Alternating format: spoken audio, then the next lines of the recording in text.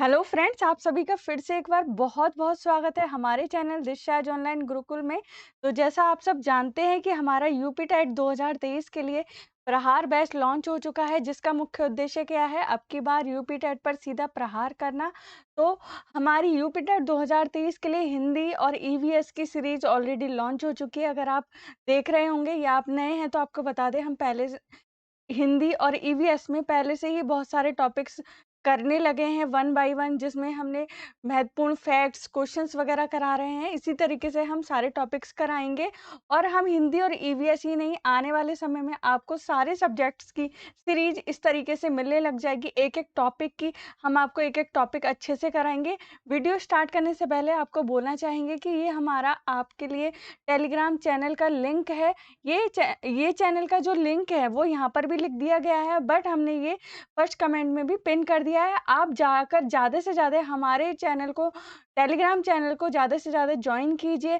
अगर आप टेलीग्राम नहीं यूज़ कर सकते हैं तो वहाँ पर ही हमने व्हाट्सएप ग्रुप का लिंक दिया हुआ है, आप चाहे तो वो भी जॉइन कर सकते हैं, क्योंकि ये जो स्टडी मटेरियल है, जो भी प्रहार बैच के स्टडी मटेरियल्स हैं और भी स्टडी मटेरियल्स और इन्फॉर्मेशंस अगर आपको देनी होगी, वो हम आपको टेलीग्राम चैनल पर पोस्ट करते रहते हैं। अगर आप अभी भी जाकर जॉइन करेंगे टेलीग्राम चैनल या व्हाट्सएप ग्रुप को, तो आपको बहुत ज़्यादा बेनिफिशियल रहेगा, आपके लिए बहुत सारे स्टडी मटेरियल्स वहाँ पर मिलेंगे।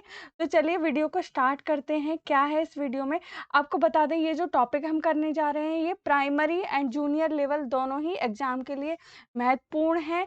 और आपको पता होगा, वैसे हमने पहले भी बताया है कि हिंदी दोनों ही एग्ज़ाम में, प्राइमरी लेवल या जूनियर लेवल, जिसको आप पेपर फर्स्ट और पेपर सेकंड बोलते हैं, 30 मार्क्स का आता है और कोई भी नेगेटिव मार्किंग नहीं होती है। तो चलिए देखते हैं क्या टॉपिक है। जैसा कि आप सब जानते हैं कि हमारा जो अभी सीरीज़ चल रही है, इसमें हिंदी के प्रमुख लेखक, कवि और उनके युग व उनकी रचनाओं से संबंधित क्वेश्चंस की सीरीज़ चल रही है। ये टॉपिक बहुत महत्वपूर्ण है। आपको कैसे पता चलेगा? आप प्रीवियस ईयर के क्वेश्चंस जाकर देखिए ज़रा। आप पेपर 1, पेपर 2, जो प्राइमरी लेवल और जूनियर लेवल का पेपर है, दोनों में ही देखिए इस वाले टॉपिक से बहुत सारे क्वेश्चंस पूछे जाते हैं।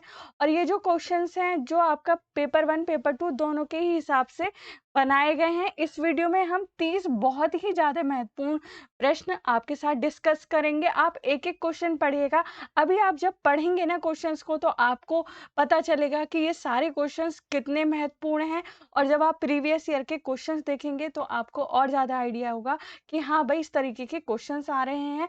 ये हमारा पार्ट 3 है। पहले पार्ट 1 और 2 हम ऑलरेडी पोस्ट कर चुके हैं। अगर आपने नहीं देखे हैं तो यूपी टेट 2023 हिंदी की प्लेलिस्ट बनी हुई है हमारे चैनल पर, आप जाकर देखिए, वन बाय वन करिए सारे क्वेश्चंस को। इसके इस सीरीज के 1 या 2 वीडियो और आएँगे, सारे ये फिर खत्म हो जाएगा और फिर इसके जो स्टडी मटेरियल्स हैं आपको टेलीग्राम चैनल या व्हाट्सएप ग्रुप पर आपको सेंड किए जाएँगे, क्योंकि इसके हिसाब से बहुत सारे स्टडी मटेरियल्स भी हैं जो हमें आपके साथ शेयर करने हैं।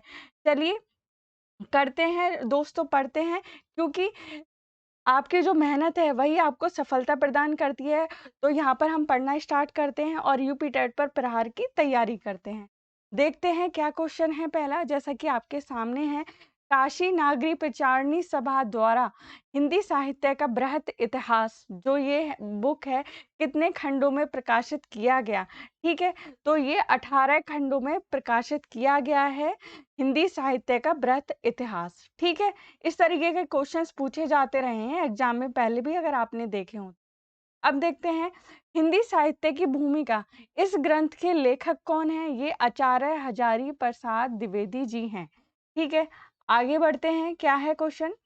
आदिकाल में खड़ी बोली को काव्य की भाषा बनाने वाले पहले कवि कौन हैं? वो हैं अमीर खुसरो।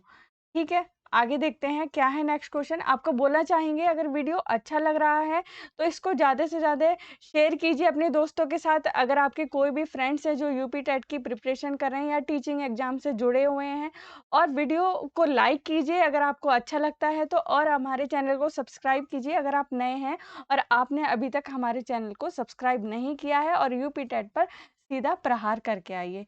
चलिए देखते हैं क्या है नेक्स्ट क्वेश्चन। अमीर खुसरो किस तरह की रचनाओं के लिए प्रसिद्ध रहे हैं?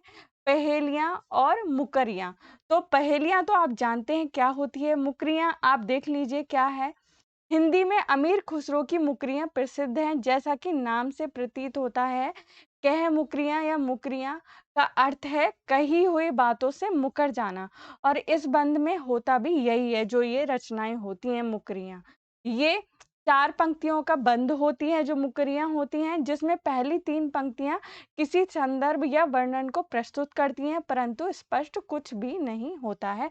तो ये मुकरियां होती हैं। पहेलियां आप ऑलरेडी जानते हैं, इसीलिए हमने उसको नहीं लिखा है यहाँ पर। तो आगे देखते हैं क्या है नेक्स्ट क्वेश्चन। देखिए, है ना बहुत महत्वपूर्ण क्वेश्चन, हम आपको बोल रहे थे इसी तरीके से सारे ही क्वेश्चन इस सीरीज में बहुत ज्यादा महत्वपूर्ण हैं। दामोदर शर्मा द्वारा लिखित उक्ति व्यक्ति प्रकरण किस प्रकार का ग्रंथ है? तो ये व्याकरण ग्रंथ है। ठीक है, आगे देखते हैं नेक्स्ट क्वेश्चन क्या है। आदिकालीन शिलांकित कृति का क्या नाम है, जिसे गद्य पद्य मिश्रित चंपू काव्य की प्राचीनतम हिंदी कृति माना गया है? ठीक है, तो गद्य पद्य मिश्रित जो होता है उसको चप्पू या चंपू काव्य बोला जाता है। तो प्राचीनतम हिंदी कृति राउल वेल को माना गया है। ठीक है, ये हमने पहले भी जब वीडियो बनाया था बताया था कि चप्पू किसको बोला जाता है, गद्य पद्य की मिश्रित जो रचनाएं होती हैं उसको चंपू या चप्पू बोला जाता है। ठीक है, आगे देखते हैं क्या है नेक्स्ट क्वेश्चन। रामानंद किस भक्ति धारा के प्रमुख कवि हैं? तो निर्गुण भक्ति धारा के ये प्रमुख कवि हैं। आगे देखते हैं, रासो काव्य परंपरा में गेय काव्य कौन सा है? जो गाया जाने वाला काव्य है वो कौन सा है? बीसल देव रासो है। तो बीसल देव रासो के रचयिता कौन से हैं वो आपको देखना है अपने आप और बताना है कौन से हैं। कमेंट बॉक्स में कमेंट कीजिएगा। आगे देखते हैं क्या है नेक्स्ट क्वेश्चन। आदिकाल की रूढ़ियों, परंपराओं और प्रवृत्तियों को समझने में किस पुस्तक से सहायता मिलती है? तो प्राकृत पेंगलम नाम की पुस्तक है जिससे ये समझने में सहायता मिलती है। तो ज्यादा से ज्यादा टेलीग्राम चैनल को ज्वाइन कीजिए या व्हाट्सएप ग्रुप को भी आप ज्वाइन कर सकते हैं। आचार्य रामचंद्र शुक्ल के अनुसार हिंदी का प्रथम महाकाव्य कौन सा है? तो पृथ्वीराज रासो है। आगे देखते हैं, आदिकाल के अंतर्गत, एक मिनट, सरहपा, लुइपा, शबरपा आदि कवि किस साहित्य से संबंध है? इनका किस साहित्य से संबंध है? तो सिद्ध साहित्य से इन सारे कवियों का संबंध है। ठीक है, डाक बंगला किसका उपन्यास है? कमलेश्वर जी का उपन्यास है डाक बंगला। आगे देखते हैं क्या है नेक्स्ट क्वेश्चन। युग धारा रचना के रचनाकार का नाम बताइए। तो क्या है उनका नाम? नागार्जुन। आगे देखते हैं, सूरदास जी ने भक्ति के कितने रूपों का वर्णन किया है?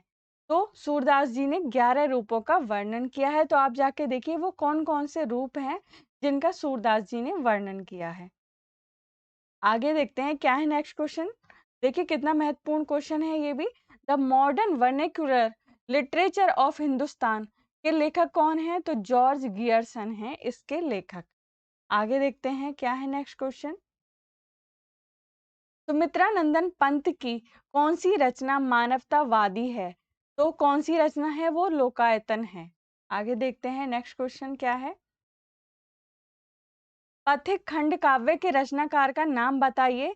तो क्या है? राम नरेश त्रिपाठी जी है पथिक खंड काव्य के रचनाकार का नाम।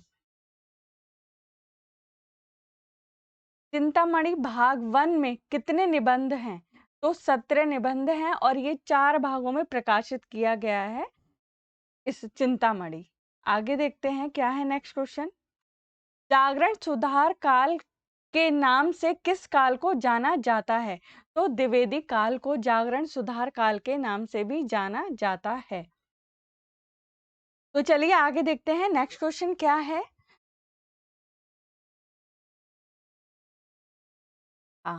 छायावाद को स्थूल के प्रति सूक्ष्म का विद्रोह किस आलोचक ने कहा है? तो डॉक्टर नागेंद्र ने बोला है छायावाद को स्थूल के प्रति सूक्ष्म का विद्रोह। अगर आपने चैनल को सब्सक्राइब नहीं किया है तो सब्सक्राइब कीजिए और यूपी टेट पर सीधा प्रहार करके आइए। इसके बाद हमें यूपी टेट करने के बाद अगर आपका सी टेट नहीं हुआ है तो सी टेट के एग्जाम पर भी सीधा वार करना है, तो इसीलिए आगे बढ़ते हैं।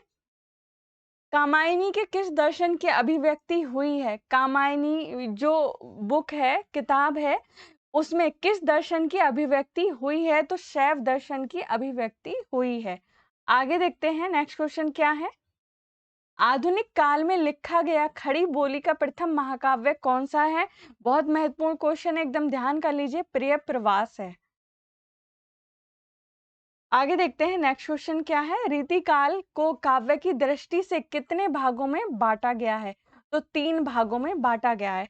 इस तरीके के क्वेश्चन पूछे जाते हैं कि ये कितने भागों में है, वो कितने भागों में है। अगर आपने देखा होगा प्रीवियस ईयर के क्वेश्चंस तो आपको पता चलेगा।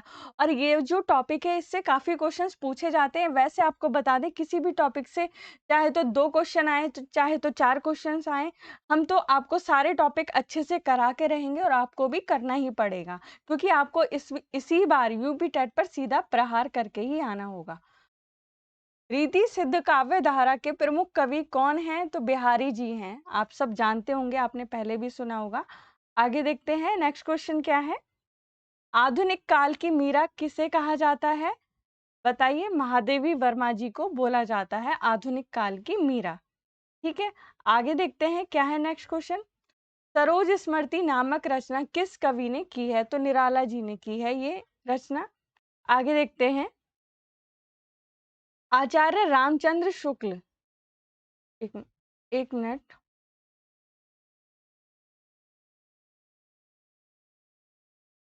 आचार्य रामचंद्र शुक्ल का इतिहास ग्रंथ हिंदी साहित्य का इतिहास स्वतंत्र पुस्तक से पूर्व किस रूप में प्रकाशित हुआ? तो हिंदी शब्द सागर की भूमिका के रूप में ये प्रकाशित हुआ था। ठीक है, आगे देखते हैं क्या है नेक्स्ट क्वेश्चन। हिंदी साहित्य के इतिहास लेखन से पूर्व किस प्रसिद्ध ग्रंथ में हिंदी के विभिन्न कवियों के जीवन व्रत एवं कृति तत्व का परिचय मिलता है? तो 84 वैष्णवन की वार्ता में ये सारा का सारा परिचय मिलता है। बहुत ही महत्वपूर्ण क्वेश्चन है। आगे देखते हैं क्या है नेक्स्ट क्वेश्चन। हिंदी साहित्य के इतिहास का प्रथम लेखक कौन है?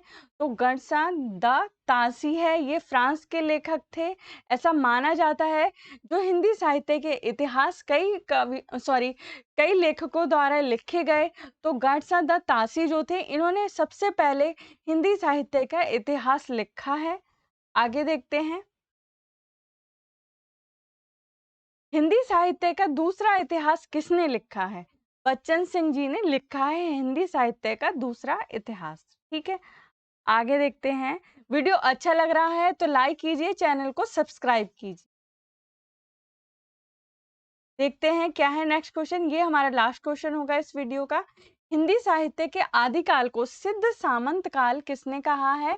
तो राहुल सांकृत्यायन जी ने बोला है। तो इस तरीके के क्वेश्चन भी बहुत पूछे जाते हैं कि इस काल को किसने क्या कहा है, या फिर इन कवियों को या फिर इन लेखक को क्या उपाधि दी गई थी, या ये कुछ लाइनें दे दी जाती हैं आपको एग्जाम में और पूछा जाता है कि ये लाइनें किस रचनाकार की हैं। तो इस तरीके के क्वेश्चंस भी अभी हम आगे की सीरीज में कराने वाले हैं। तो आपके लिए इसीलिए बोल रहे हैं, हमारे जो टेलीग्राम चैनल को ज्वाइन कीजिए, चैनल को सब्सक्राइब कीजिए, वीडियोस को ज़्यादा से ज़्यादा शेयर कीजिए, जिससे आपके साथ साथ आपके जो फ्रेंड्स हैं जो तैयारी कर रहे हैं उनकी भी हेल्प हो सके, क्योंकि हमें एक दूसरे की हेल्प करनी है और अपने टारगेट को अचीव करना है। ठीक है, और बेल आइकन को आप प्रेस कर लीजिए अभी से, जो कि आने वाली महत्वपूर्ण सीरीज की जो जानकारी है या जो वीडियो है आपको सबसे पहले मिले दोस्तों। तो ये जो हमारा वीडियो है आपको कैसा लगा है, आप हमें कमेंट के माध्यम से बता सकते हैं। फिर हम आपसे नेक्स्ट वीडियो में मिलेंगे नए अध्याय, नए टॉपिक, नए क्वेश्चंस के साथ, और यूपी टेट पर आपका सीधा प्रहार कराकर ही छोड़ेंगे। तो पढ़ते जाइए, पढ़ते जाइए, पढ़ते जाइए, क्योंकि आपकी मेहनत ही आपको सफलता प्रदान करती है। तो मिलते हैं आपसे नेक्स्ट वीडियो में, तब तक के लिए खूब पढ़िए, अपना ध्यान रखिए। जय हिंद, जय भारत।